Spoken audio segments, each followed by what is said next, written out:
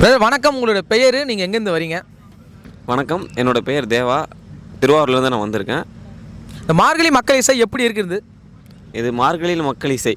இதோட நான் 2வது வருஷமாக இங்கே வந்துட்டு போன வருஷத்தோட இந்த வருஷம் ரொம்ப வெகு சிறப்பாக இருந்துச்சு.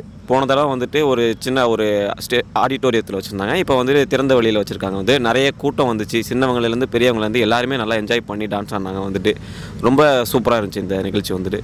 இந்த மார்கழி மக்கள் இசை மக்களுக்கு என்ன சொல்கிறாங்க இவங்க?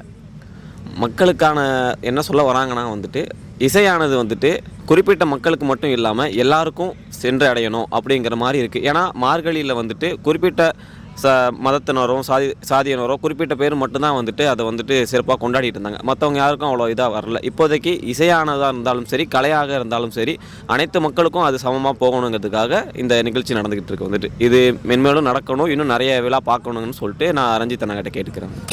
ரஞ்சித் அண்ணா பார்த்தீங்கன்னா தொடர்ந்து 6 ஆண்டு காலமாக இதை நடத்திட்டு வந்துட்டு இருக்காரு. ஸோ அவரை பற்றி என்ன நினைக்கிறீங்க? ஒரு வார்த்தை சொல்லலாம்.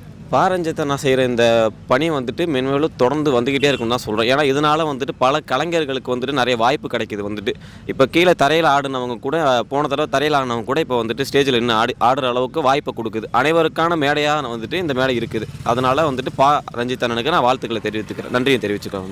உங்களோட வார்த்தைக்கு ரொம்ப நன்றி. Thank you so much.